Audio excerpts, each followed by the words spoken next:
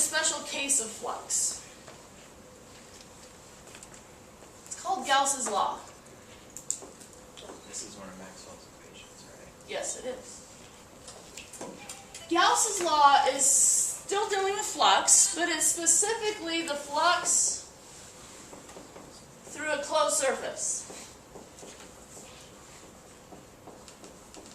By a closed surface, I mean a three-dimensional surface, something that has an inside and an outside. So a sphere, a cube, a pyramid, a cylinder, anything that has an inside and outside is what we're talking about by the closed surface. This is not a closed surface. It doesn't have an inside and outside. It's two-dimensional. This works fine. This is, in general, electric flux, doesn't matter what the surface is. Gauss's law specifically looks at the flux through a closed surface. To represent that, we would say the integral of E dot dA still. But to represent that it's a closed surface, we actually put a circle on the integral sign, meaning you integrate from the same, you start and end at the same point when you do the integration. It turns out this simplifies quite nicely. We get another equation for flux if we do this. For example, let's say we have a point charge. We'll call the charge on it big Q. We know the electric field. If it's positively charged, the electric field radiates outwards, radially outwards. I'm going to draw a closed surface. So something three-dimensional, something that has an inside and an outside. If I drew a cube, for example, where the point charge was at the center of the cube, there's flux through each side of the cube. The electric field, though, is going to have different values, say down here at the corner than in the middle of the face, because it's further away. So we could integrate and find the flux through that cube. Or, I'm going to be a little smarter about it.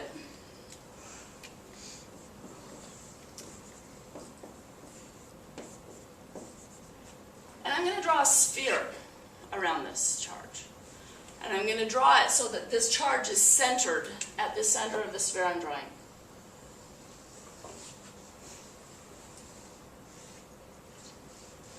This sphere is imaginary. There's nothing physical about this sphere. This is just my closed surface that I want to find the flux through. We actually call this a Gaussian surface.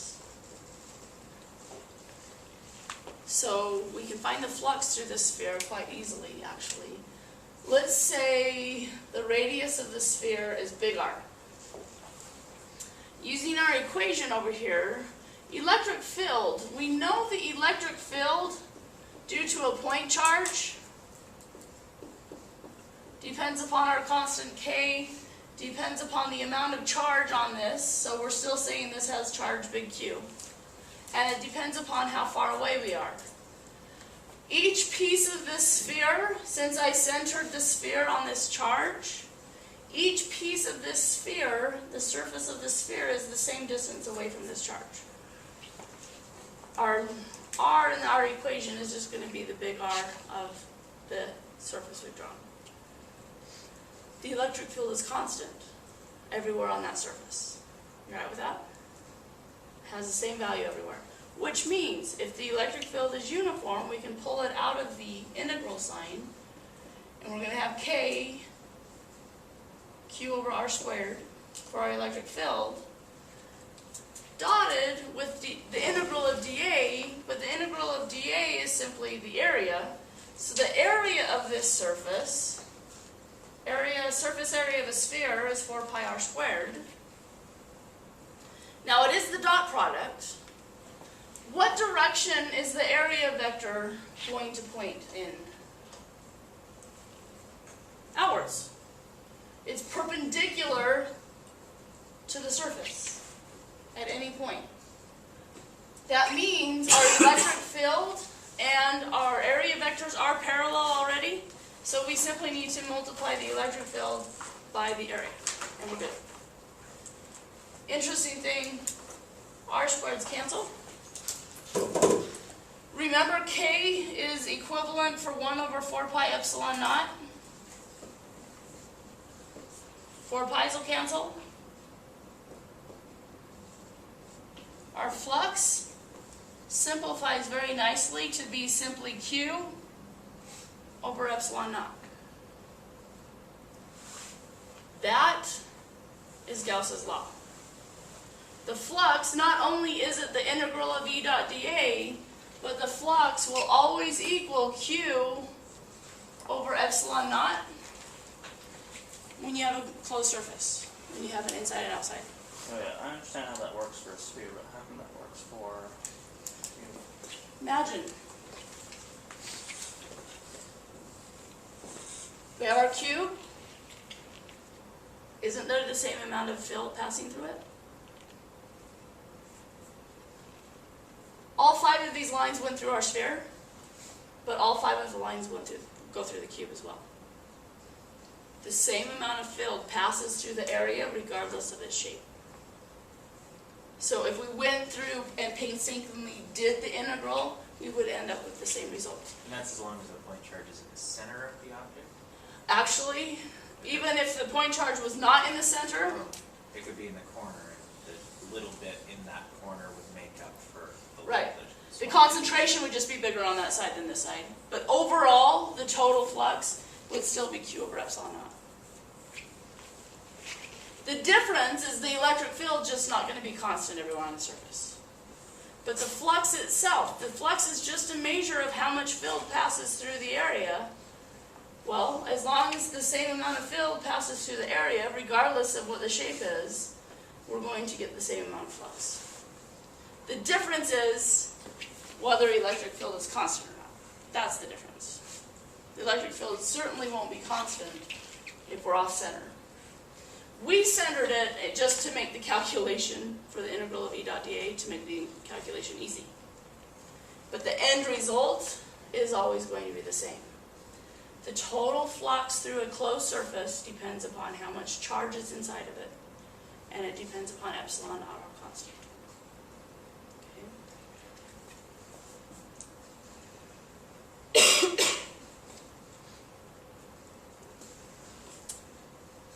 Questions so far? Yeah. Is that epsilon constant? Yes, it is. Epsilon naught is a constant. So that's a nice, simple equation to find the flux. But it only works for a closed surface. So the flux through a closed surface, meaning a surface that has an inside and outside, depends only on the charge inside, the charge enclosed by that surface. So, upside down. It doesn't matter what the surface is. If I draw a sphere around it, I have the same amount of lines leaving, passing through, as if I drew a box around it. I have the same amount of field lines passing through. So the flux through a closed surface depends only on how much charge is inside that surface. So I'm going to write Q enclosed, ENC meaning enclosed, the charge inside. We can say QN if you want. Only the charge inside matters. For example,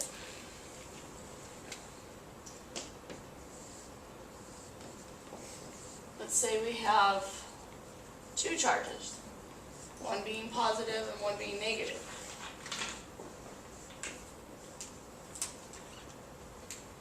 If I draw a surface that encloses only one of the charges, that flux depends only on this one charge. Okay? That's because the field lines that are due to this charge would enter one side and leave the other. Now, flux is a scalar. It's just a number, but it can be positive or negative. What the positive versus negative means Positive flux means the field lines are exiting the surface.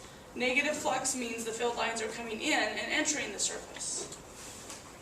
So for example, this sphere would have positive flux because there's a net flow outwards. If I drew a sphere over here, its net flux would be negative because there's a net flow inwards inside the sphere. But if I draw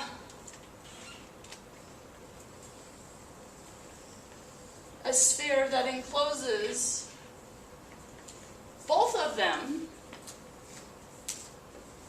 the net flux will be 0. On this side, there's field lines passing out. On this side, the field lines are passing in. If we have the same number of lines leaving as we have entering, then they're going to cancel out and give us a net flux of 0. Now, keep in mind, we can draw these electric field lines longer. I didn't draw them very long to begin with.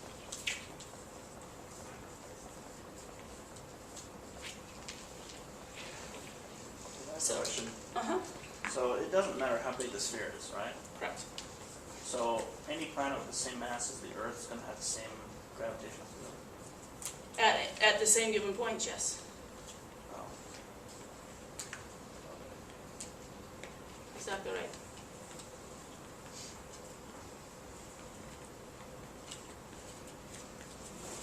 So the field itself is not this flux. The flux and the field are related. So regardless of what size we draw these spheres, the flux is going to be the same as long as they enclose the same amount of charge. The field, on the other hand, does depend upon distance, and we'll look at that. Please keep in mind, having a net flux of 0 does not mean there's no charges in there. It just means that there's no net charge in there. So it means that we have equal amounts of positive and negative charges. It could mean that there was no charge, but it doesn't have to be. It just means there's no net charge inside.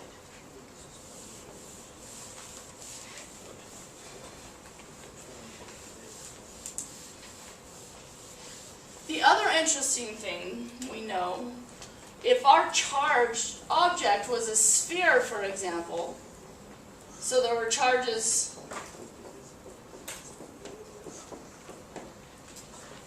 when the sphere reaches equilibrium, then all of the excess charge will rely on the surface. Will not rely on the surface, it will lie on the surface. So if you think about it, if there was an electric field in here, all of the charges in here would feel a force. We know that any charge placed in a region where there's an electric field will feel a force.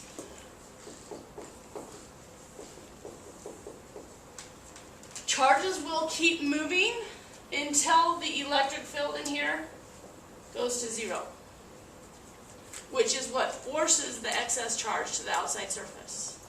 The electric field excuse me, inside any conductor, once the conductor has reached an equilibrium state, the electric field inside any conductor is 0.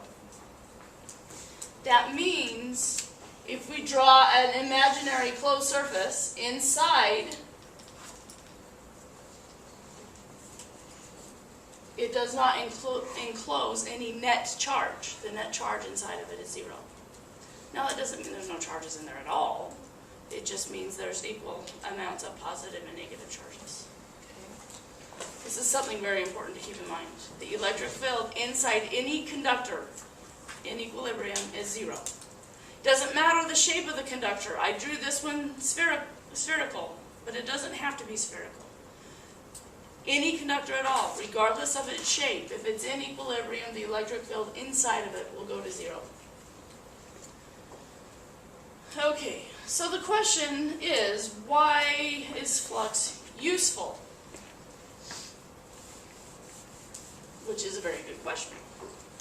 Turns out,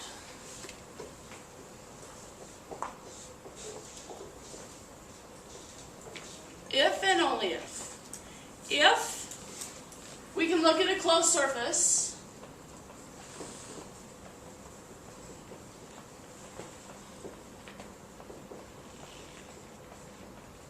where the electric field is uniform at the surface, meaning it has the same value everywhere on the surface, then this equation, if the electric field is uniform, our flux equation simplifies to be simply E dotted with A. That's a nice simplification. But we want to get rid of the dot product as well. So as long as the electric field vector is parallel to the area vector, so that means as long as the electric field passes perpendicularly through the plane, then our electric flux equation simplifies to be simply E times A. That's really nice and simple. But for any closed surface, so these are, if we're drawing closed surfaces such that we satisfy these two conditions, then we also know that flux is equal to the charge enclosed by our area over epsilon naught. We have two equations for flux. If it's one closed surface, and we're finding the flux through that surface, then we can simply set those equal to each other. The flux found by taking E times A has to equal the charge enclosed over, not A, sorry,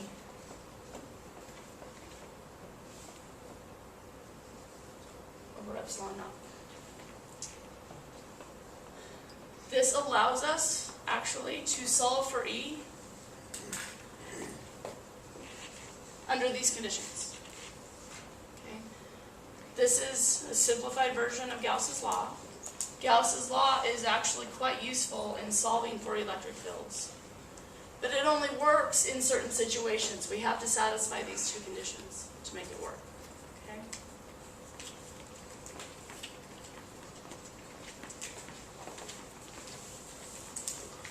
So for example, we'll do a number of examples, but starting with, let's say we have a sphere of charge. And the sphere itself has a radius, big R, and it has a net charge of Q on the surface.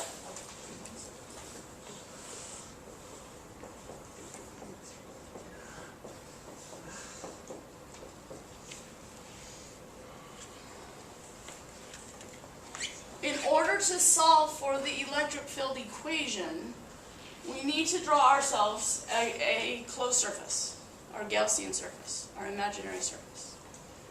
But we want to draw it such that the electric field would have the same value everywhere on that closed surface we've drawn. And we want to draw it such that the electric field will point parallel to the area vector, so both of them are perpendicular to the plane. So we need to draw a shape. This is the starting one. What shape do we need to draw in order for the electric field to have the same value everywhere? A sphere. And we need to draw it such that it centers on this original charge sphere. So this is a point where it does matter that the charge is in the center. Yes, exactly. If we want to use this simplified relationship, it does matter. We have to have the sphere centered at the same location.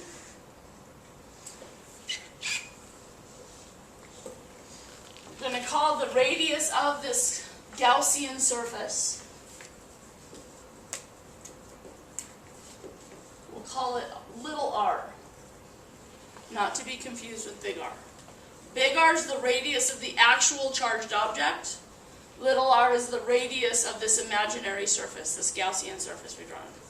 So this red surface that I've drawn is just an imaginary surface. It's not a physical object. It just includes a point in space where we happen to be interested in knowing the value of the electric field. We have centered it on the original charged object, so we've satisfied this first condition. The electric field is going to be uniform at the surface. But it also turns out that the electric field is parallel to the area vector. The area vector points radially outwards from our Gaussian surface, but the electric field is pointing radially outwards from that black sphere. So we have satisfied both conditions. So what we're doing is we're finding flux two ways. We're saying the flux is equal to E times A, and we're saying the flux is equal to Q enclosed over epsilon naught. We're finding the flux through that Gaussian surface, that imaginary surface. So what we're doing is we're drawing the Gaussian surface to include a point. For example, let's say we want to know the electric field right there at that point. We're including the point we're interested in. So E times A. E is what we're looking for. We're looking for the electric field. A is the surface area of the Gaussian surface we've drawn. Surface area is just 4 pi r squared. But which r do we want? The little r, because we want the area of the actual Gaussian surface. So 4 pi little r squared is the area. The charge enclosed by our surface is just this total charge Q, and epsilon's naught's a constant, so we don't have to worry about that. We have to include it, but we don't have to figure anything extra out for it. So we have two ways to talk about flux in this situation. E times A being the area of the Gaussian surface, and Q over epsilon naught. Well, the flux has to be the same regardless of how we solve for it. So those two fluxes have to be equal to each other. So E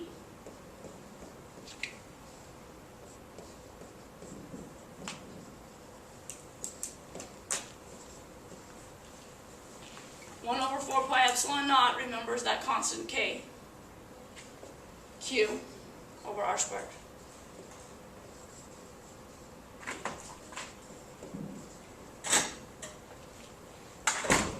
That's why I said all along is that that point charge equation works if all the charge is concentrated at a point or if we were looking outside of a sphere.